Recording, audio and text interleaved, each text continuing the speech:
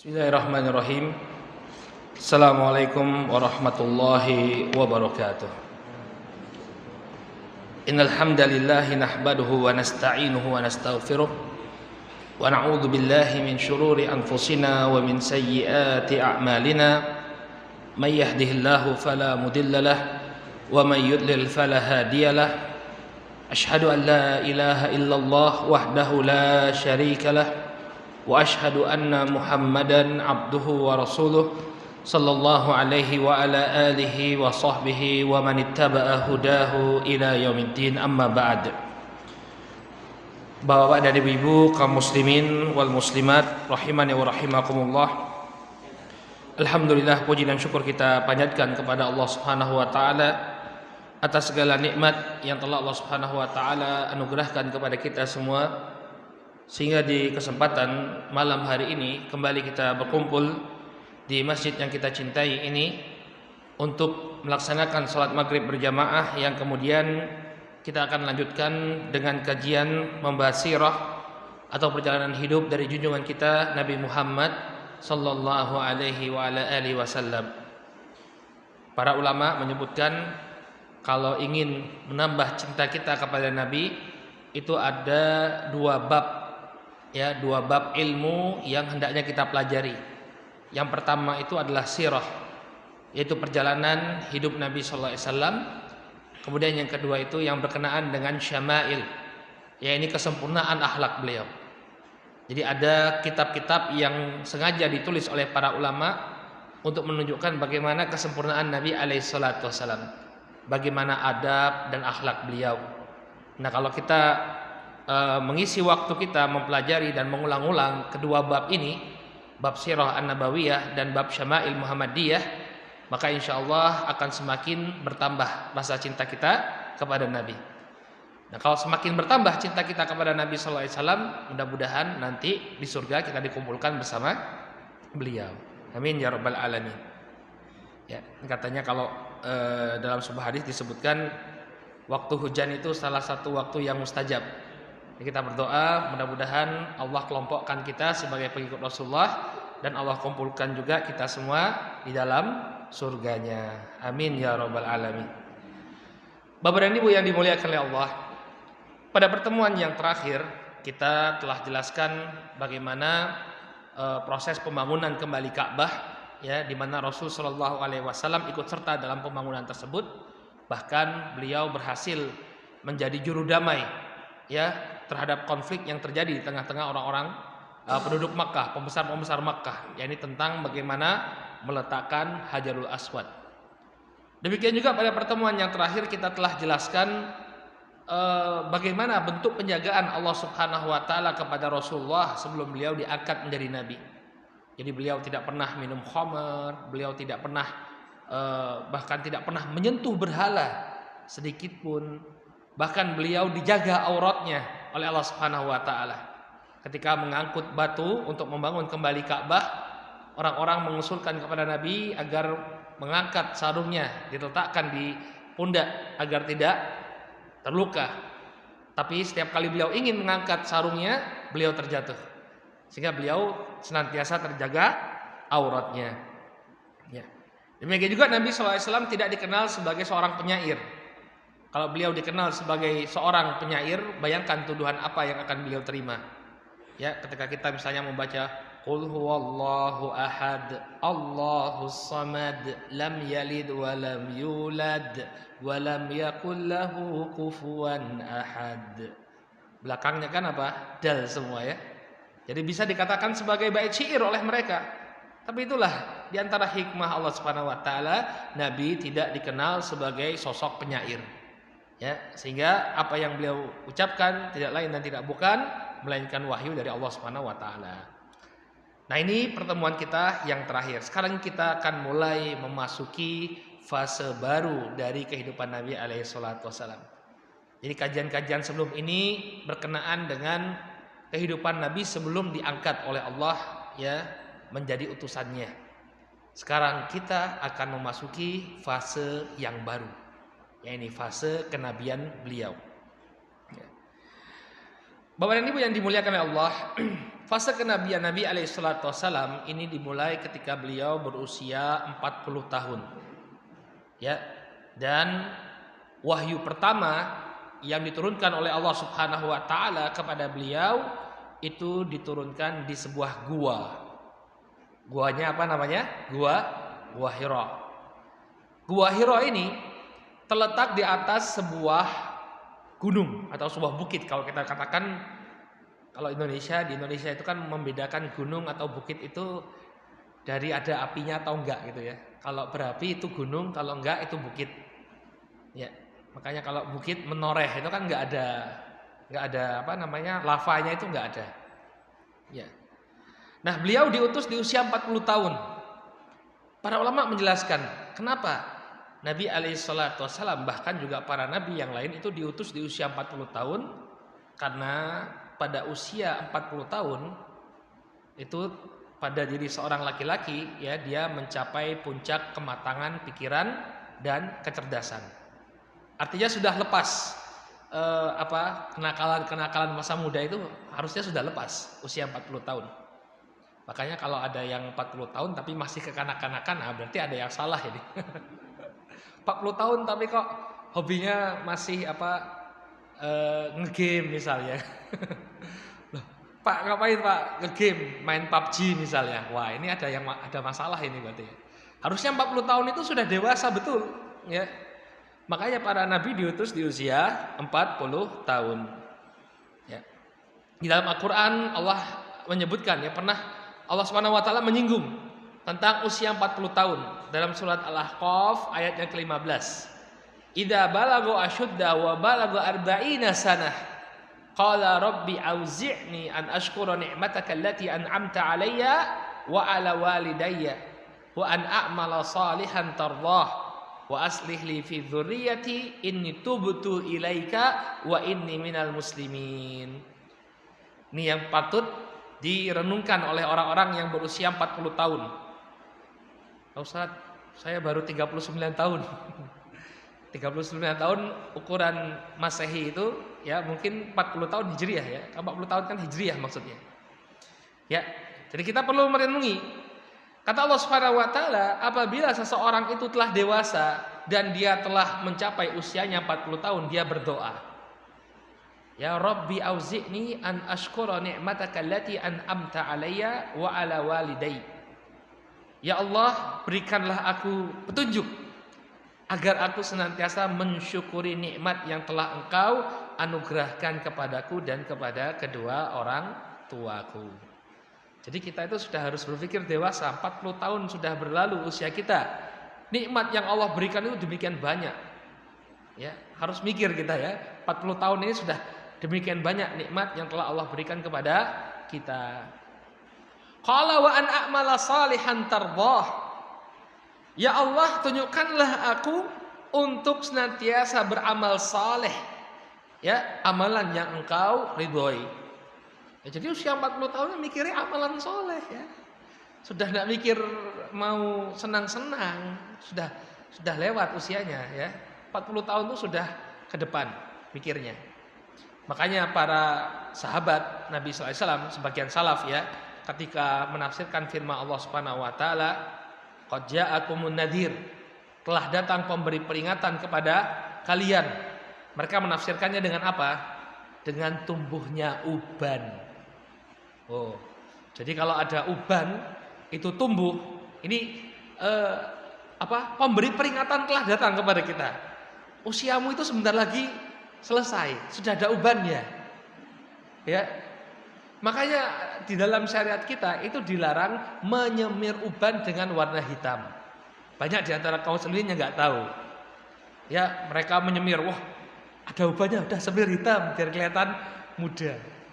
Ya, Nabi melarang menyemir uban itu dengan warna hitam. Kalau mau disemir pakai warna yang lain. Ya, pakai pacar itu warna oranye. Kalau orang-orang di Timur Tengah atau di India Pakistan mereka pakai pacar inai, jadi warnanya kuning, jangan warna hitam. Oh, panjenengan tertipu nanti. Wah, mana ubannya nggak ada, hitam semua, padahal sudah banyak ubannya. Ya, jadi lupa kematian.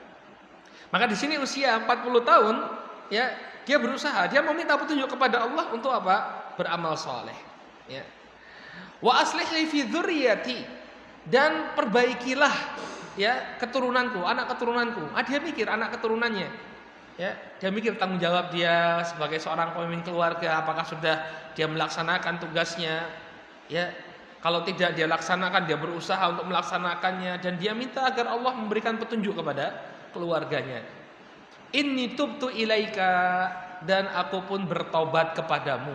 Jangan bertambah maksiat. Usia 40 tahun sudah harus banyak bertaubat.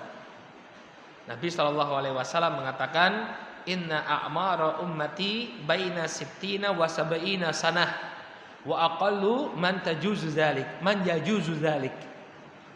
Kata Rasulullah SAW, usia umatku itu antara 60 sampai 70 tahun. Amat sedikit yang melampaui usia tersebut.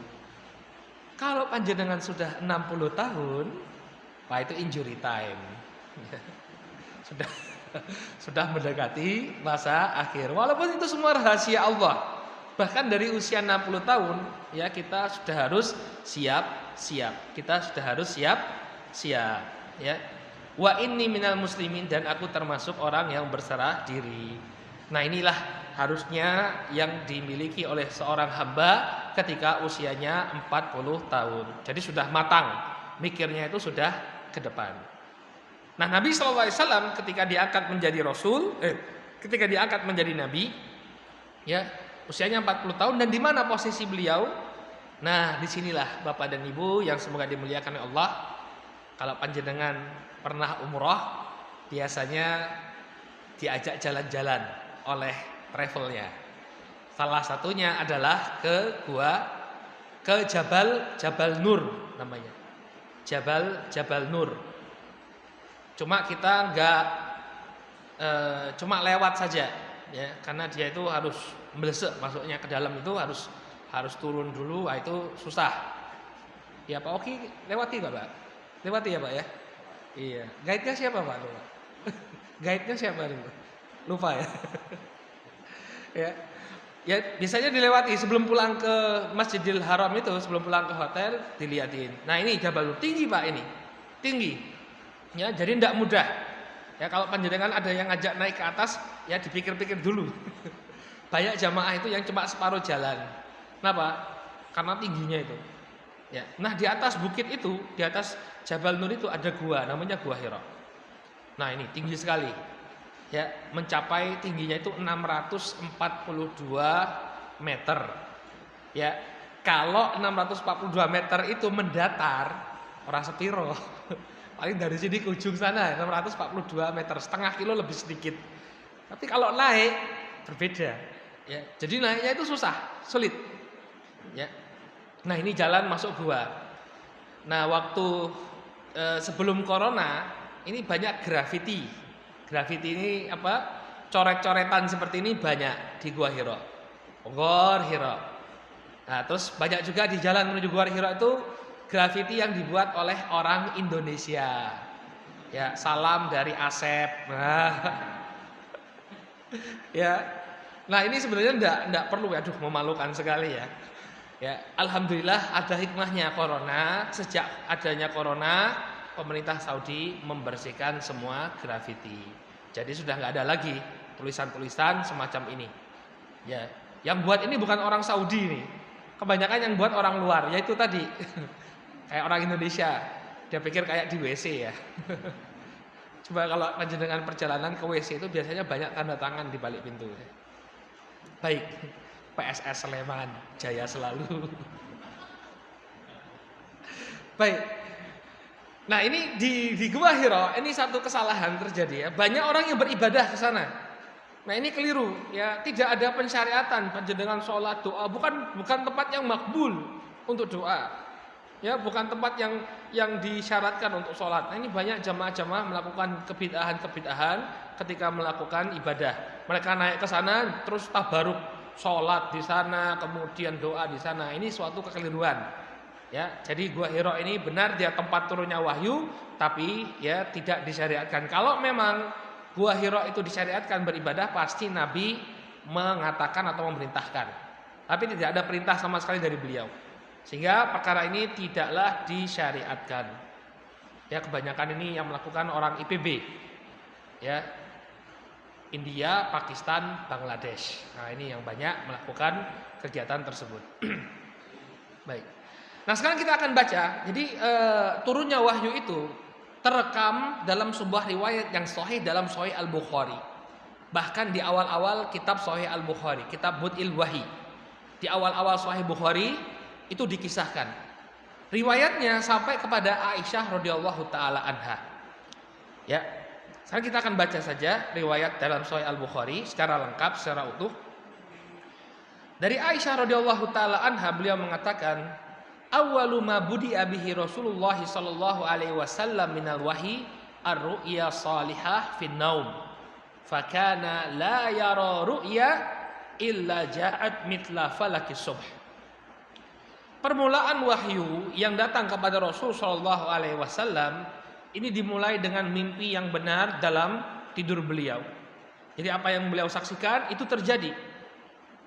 Kemudian apa yang terlihat dalam mimpi itu terlihat sangat jelas. Makanya kata Aisyah, "Fakana la yara ru'yan illa ja'at mithla falaki subh." Tidaklah mimpi itu datang melainkan seperti cahaya subuh, sangat jelas. Tsumma hubbiba ilaihi al-khala. Kemudian beliau dicintakan, Allah membuat beliau menyukai al-khala, berkhalwat, berkesendirian. Ya. Wa kana yakhlu bi ghairi Hira, dan tempat yang disukai oleh beliau untuk menyendiri itu adalah gua Hira. Ya. Jadi dijelaskan oleh para ulama, beliau alaihi salatu wasalam melihat apa yang terjadi di tengah-tengah penduduk kota Makkah, berupa kemaksiatan, berupa kesyirikan, berupa kekufuran. Beliau merasa tidak nyaman dengan itu semua, sehingga beliau menyendiri. Nah, jadi kalau kita misalnya melihat ruwetnya kehidupan ini, ya, disyariatkan juga bagi kita untuk menyendiri. Tapi bagaimana bentuk menyendirinya? Bentuk menyendiri kita adalah bangun di tengah malam ketika orang sedang tertidur, kemudian berkholwat dengan Allah dengan melakukan sholat tahajud. Ya, jadi bukan artinya menyendiri di rumah, lampunya dimatikan, yuk semedi, ya, bukan. Nanti ada orang yang mengatakan, dulu kan Nabi kan menyepi di Gua Hira, maka saya menyepi di kamar saya, ya. Dimatikan lampunya kemudian semedi. Nah, ini keliru. Ya, syariat kita sudah mengatur bagaimana berkholwat dengan Allah Subhanahu wa taala. Dengan bangun tengah malam atau sepertiga malam terakhir beribadah kepada Allah, sholat, zikir, doa, karena itu juga waktu yang mustajab. Ya, ini bentuk khalwat kita dengan Allah. Qala fayatahannatsu ya fihi wa huwa ta'abbud. Maka beliau bertahannuts di dalamnya, yaitu beribadah. Ini bertafakkur. Wallahu ta'ala seperti apa bentuknya, tapi yang jelas itu yang dilakukan oleh beliau. Beliau berdiam diri di sana. Ya, tahannuts ini kata Al-Imam Az-Zuhri, ta'abbud artinya at-ta'abbud, yaitu beribadah. Al-layali zawati adat qabla an yanzi'a ila ahli. Beliau melakukannya itu di waktu malam, dan itu bermalam-malam. Jadi bukan hanya semalam dua malam, tidak, bermalam-malam beliau melakukannya. Qabla an yazi'a ila ahlihi, sebelum kemudian beliau turun dan kembali ke keluarga beliau. Ya. Wa yatazawwadu lidzalik, untuk kemudian mengambil bekal. Jadi beliau pulang untuk mengambil bekal, lalu kembali untuk melakukan tahannuts. Tsumma yarji'u ila Khadijah fayatazawwadu limithliha. Setelah beliau bertahannuts, setelah beliau berkhalwat di dalam gua, beliau kembali lagi kepada Khadijah untuk menyiapkan bekal. Hatta ja'ahul haq wa huwa fi ghari Hira. Sampai datanglah kebenaran itu kepada beliau. Maksudnya adalah Jibril alaihissalam, wa huwa fi ghari Hira, dalam keadaan beliau berada di gua Hira. Nah, sekarang bagaimana datangnya wahyu kepada Nabi? Qala faja'ahu al-malak Maka datanglah kepada beliau malaikat, faqala iqra. Jadi suatu malam datang malaikat kepada Nabi alaihi salatu wassalam. Sebagian ulama menyebutkan bahwa malamnya itu adalah malam ke-17 dari bulan Ramadan, yang dirayakan oleh atau diperingati oleh sebagian kaum muslimin dengan peringatan apa? Nuzul Al-Qur'an. Nuzulul Quran. Mungkin ini sebagai faedah saja. Sebagian orang mungkin bertanya-tanya, Ustadz, bukannya Al-Quran itu turun pada malam Lailatul Qadar? Dan Lailatul Qadar itu kan di 10 malam terakhir di bulan Ramadan. Ya, kok seolah-olah kontradiksi antara Nuzulul Quran 17 Ramadan, kan 17 Ramadan bukan 10 hari terakhir, ya enggak? Bukan kan? Ya, padahal katanya turunnya Al-Quran itu pada malam Lailatul Qadar.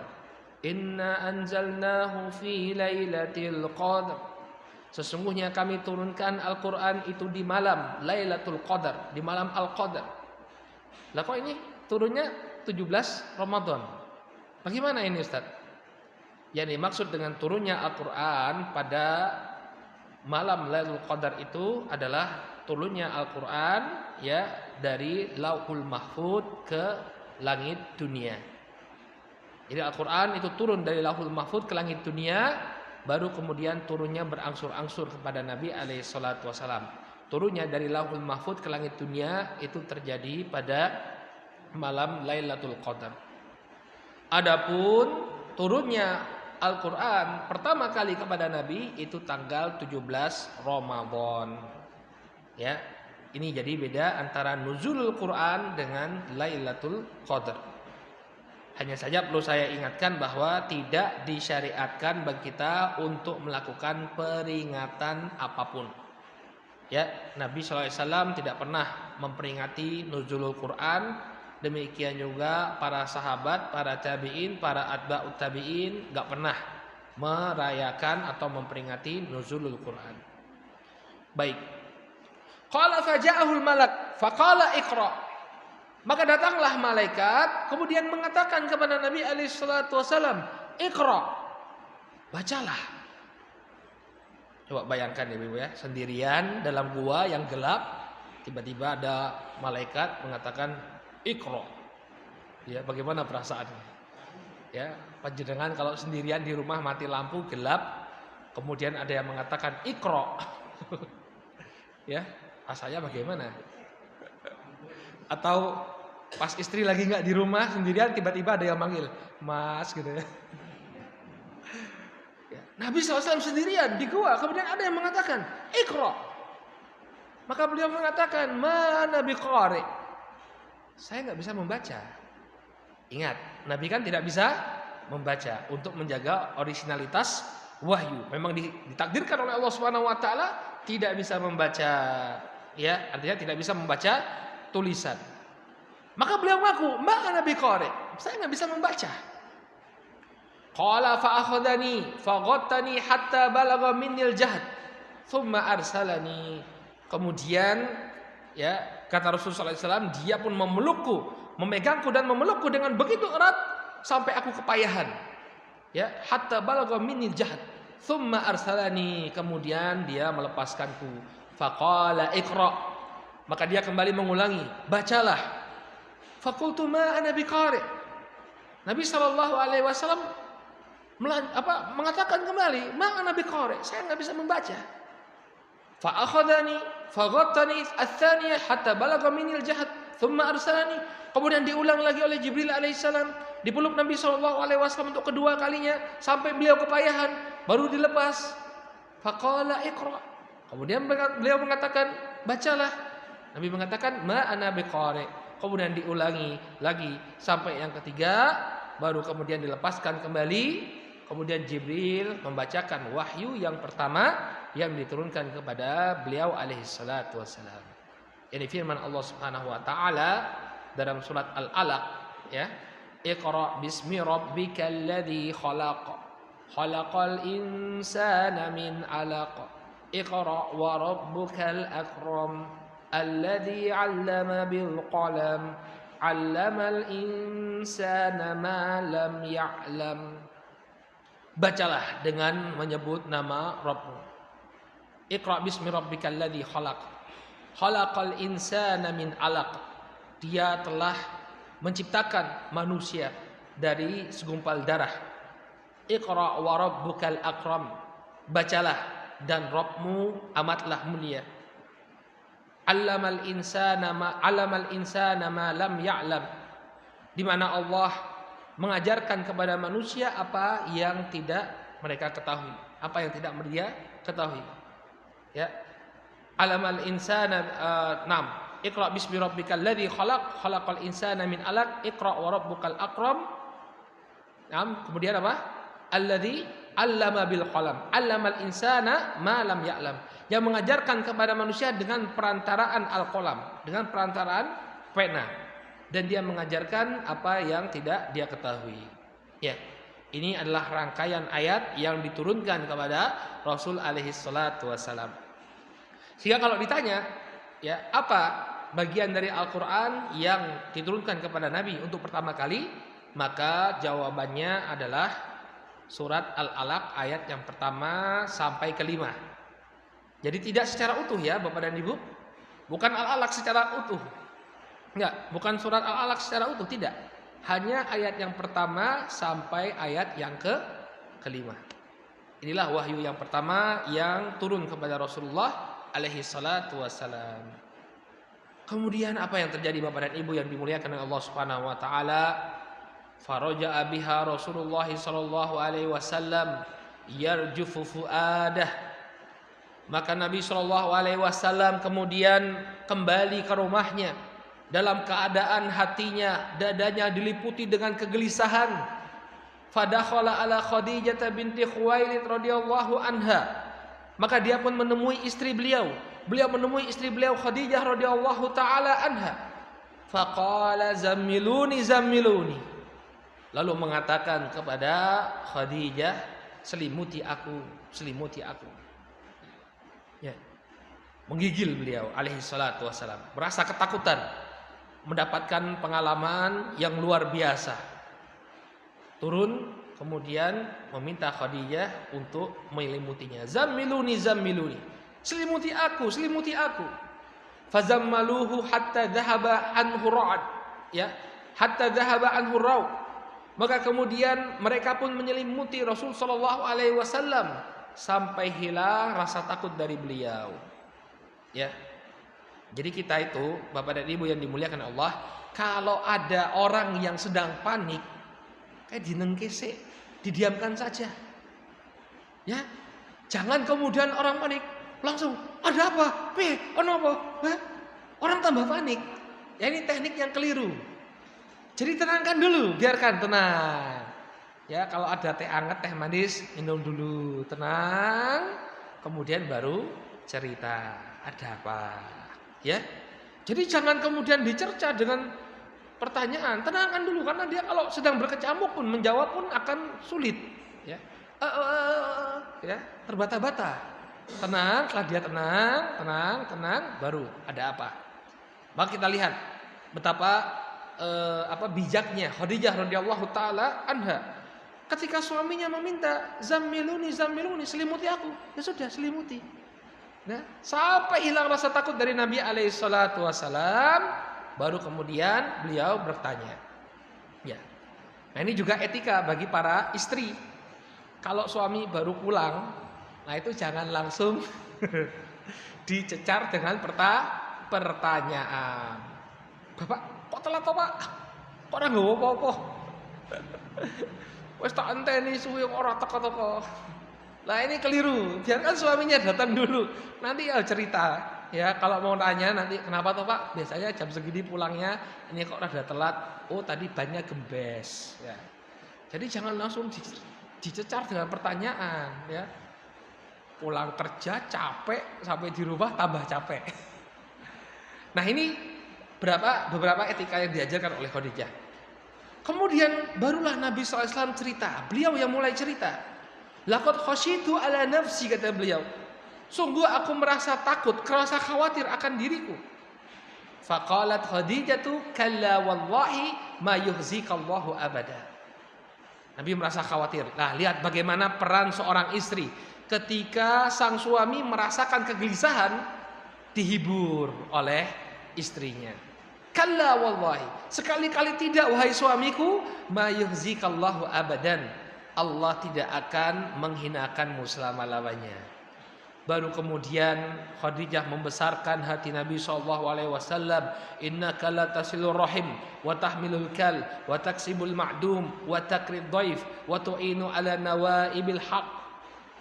Wahai suamiku, Allah tidak akan merendahkanmu, Allah tidak akan menghinakanmu. Bukankah engkau adalah orang yang menyambung silaturahim? Engkau suka membantu orang yang lemah, engkau ingin suka membantu orang yang tidak punya. Engkau pun memuliakan para tamu dan engkau membantu orang untuk mendapatkan haknya. Maka bagaimana mungkin sosok sepertimu ini akan dihinakan oleh Allah Subhanahu wa ta'ala.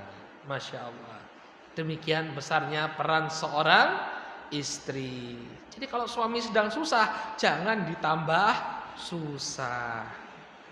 Ya. Tuh kan wis tak kandhani toh. Iya Bu. Ya, jadi begitu peran seorang istri. Ini partner kita sedang kesusahan, jangan ditambah susah, tapi dibesarkan hatinya. Ya, bahkan tidak sampai di situ saja. Ya, Khadijah kemudian mencoba bagaimana caranya agar suaminya ini makin tenang. Fantalaqat bihi Khadijatu hatta atat bihi Waraqah bin Naufal bin Asad bin Abdul Uzza ibna ammi Khadijah.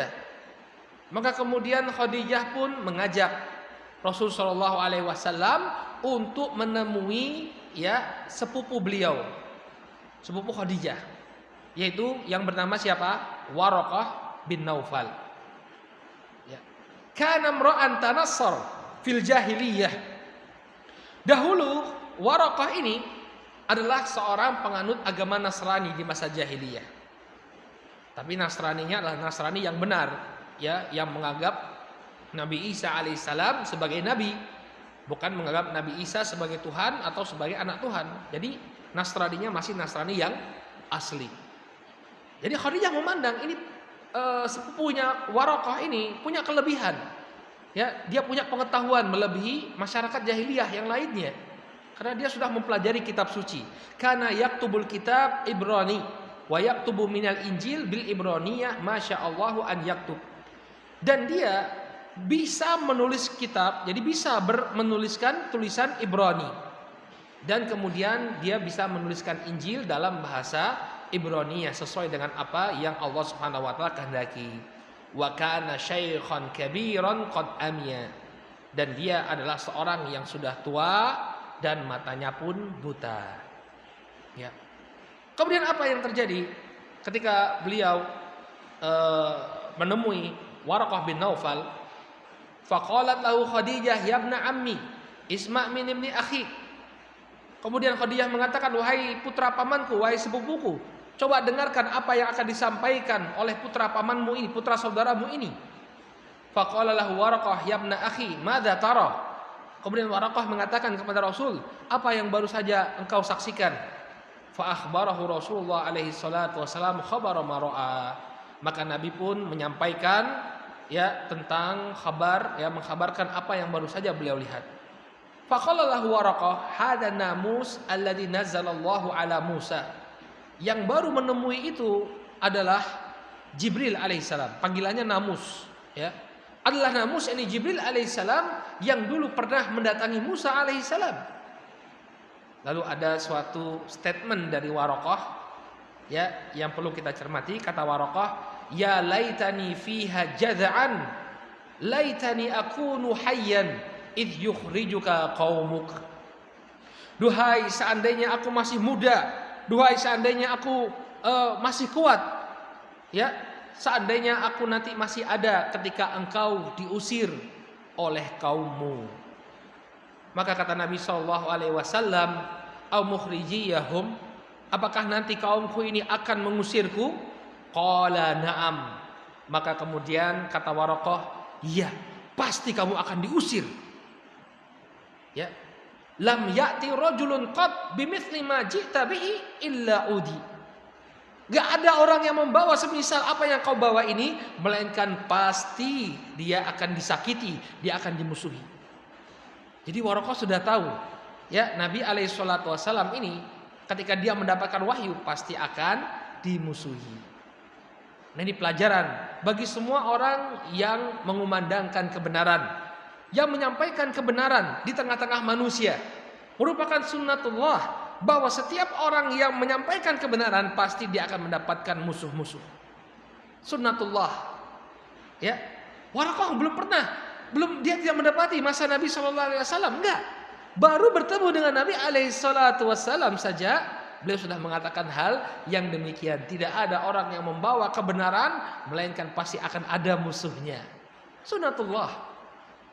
Ya. Jadi kalau nggak punya musuh sama sekali malah itu tanda tanya. Berarti dia mungkin menyampaikan apa yang disenangi oleh manusia saja. Tapi kalau dia menyampaikan kebenaran pasti ada yang nggak suka. Maka para dai hendaknya yang dia cari adalah ridho Allah. Sampaikan saja kebenaran. Nabi SAW juga dulu dimusuhi satu negara mungkin ya, satu Mekah itu kan satu negara. Ya kan jadi masalah. Kemudian wa in yudrikni yaumuk, ya ansuruka nasran muazzaran. Kalau saya mendapati waktumu, maka aku akan menolongmu dengan sekuat tenagaku. Thumma lam yanshab Waraqatu antufiya wa fataral wahyu. Akan tetapi ya Waraqah tidaklah hidup setelah itu, ya, melainkan beliau meninggal dunia, kemudian wahyu pun terputus. Nah, di sini ada isyarat, ya, sebagai bantahan bagi sebagian orientalis. Sebagian orientalis itu menuduh Nabi SAW itu mengambil Al-Quran dari ajarannya Waraqah. Karena kan Waraqah ini dia mempelajari Alkitab, ya, mempelajari Injil. Maka orientalis mengatakan, oh, Muhammad ini ngambil Al-Quran dari Waraqah. Maka kita katakan kepada mereka, Nabi itu tidaklah bertemu dengan Waraqah melainkan hanya sebentar saja. Setelah beliau diangkat menjadi nabi, mendapatkan wahyu, Iqra bismi rabbikal ladzi khalaq dan seterusnya, ketemu Waraqah, kemudian Waraqah meninggal dunia. Jadi kesempatan bertemu Waraqah apalagi belajar itu tidak ada. Ya, apa buktinya beliau belajar dari Waraqah? Wong ketemunya cuma sebentar. Padahal Al-Quran itu 6.000 sekian ayat. Ya, kita saja kuliah 4 tahun bikin skripsi tesis saja berapa lama? Ada yang nggak selesai tesisnya. Ya, kuliah kudunya 2 tahun selesai tesis, 4 tahun nggak selesai, nambah 2 tahun jadi 6 tahun. Jadinya cuma 100 halaman. Al-Quran berapa? Masa bisa cuma bertemu berapa hari langsung bisa bikin Al-Quran? Sehingga apa? Tuduhan mereka adalah tuduhan tanpa dasar. Ya. Kemudian fataratil wahyu, fataral wahyu terputus. Jadi setelah event ini, setelah beliau mendapatkan Iqra bismi rabbikal ladzi khalaq, selama beberapa pekan beliau tidak mendapatkan wahyu sama sekali. Ya. Ada beberapa pelajaran yang bisa kita dapati dari wahyu yang pertama ini. Yang pertama bahwa ilmu itu adalah intisari agama. Seorang kalau dia ingin beragama dengan betul, maka dia harus berilmu. Ini diambil dari mana? Perintah yang pertama turun kepada Nabi. Iqra, bacalah. Cari ilmu, tuntutlah ilmu, terutama ilmu agama. Karena gak mungkin seseorang itu dia bagus kehidupannya, baik kehidupannya, bahagia kehidupannya dunia akhirat tanpa adanya ilmu agama. Oleh karena itu Nabi SAW mengatakan, ya, man yuridillahu bihi khairan yufaqihu fid din. Barang siapa yang Allah kehendaki kebaikan, Allah akan pahamkan baginya agama ini. Tanda kebaikan pada diri seseorang adalah dia ketika dia berilmu.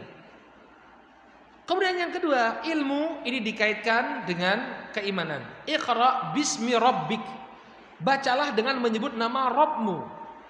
Kata para ulama di sini diingatkan dalam menuntut ilmu, ya, ini merupakan apa? Bentuk keimanan kita. Ya, ilmu itu senantiasa dikaitkan dengan keimanan kepada Allah. Karena apa? Bismi rabbika. Ya, dengan nama Rabbmu, dengan menyebut nama Rabbmu, harus dikaitkan dengan Allah Subhanahu wa taala. Ya. Kemudian faedah yang ketiga, hadis ini juga mengajarkan kepada kita bagaimana menghadapi orang yang panik. Tadi sudah kita sebutkan. Ditenangkan, tidak bermacam-macam, ya, tidak mengajukan banyak pertanyaan, tidak. Tenangkan terlebih dahulu. Kemudian yang keempat, ya, kita dianjurkan untuk membagi masalah kita dengan orang yang bisa dipercaya. Ya, para ulama menyebutkan bahwa dengan berbagi masalah ini akan meringankan beban kita. Dengan catatan berbagi dengan orang yang bisa dipercaya, bukan dengan orang yang suka menyebarkan aib. Kita curhat, malah nanti aib kita disebar luaskan. Sedikit lagi ya, kemudian kita hendaknya memberikan solusi bagi orang yang menghadapi masalah. Kemudian bolehnya memberikan pujian demi kemaslahatan, sebagaimana yang dilakukan oleh Khadijah tadi. Dia besarkan hati Nabi SAW dengan berbagai macam pujian. Dan yang terakhir, seorang dai harus siap untuk dimusuhi. Baik, kita nggak cari musuh, tapi seorang dai harus siap untuk dimusuhi. Ini merupakan sunnatullah. Baik, kita cukupkan dulu sampai di sini. Mudah-mudahan bermanfaat. Insya Allah pada pertemuan yang akan datang kita akan jelaskan bagaimana Nabi SAW itu diangkat menjadi Rasul. Jadi kata para ulama, ini wahyu pertama mengangkat beliau sebagai Nabi. Belum ada perintah untuk menyampaikan. Nanti di ayat yang kedua, ya, beliau diperintahkan untuk menyampaikan ajaran beliau. Apa ayat yang diturunkan kepada beliau? Ya, insya Allah kita bahas pada pertemuan yang akan datang. Mudah-mudahan Allah berikan kepada kita ya hidayah, demikian juga kesehatan dan kesempatan untuk bisa menyelesaikan kajian sirah ini. Baik, amin ya rabbal alamin. Naktafi bihadzal qadar. Subhanakallahumma wa bihamdika asyhadu an la ilaha illa anta astaghfiruka wa atubu ilaik. Billahi taufiq wal hidayah. Wassalamualaikum warahmatullahi wabarakatuh.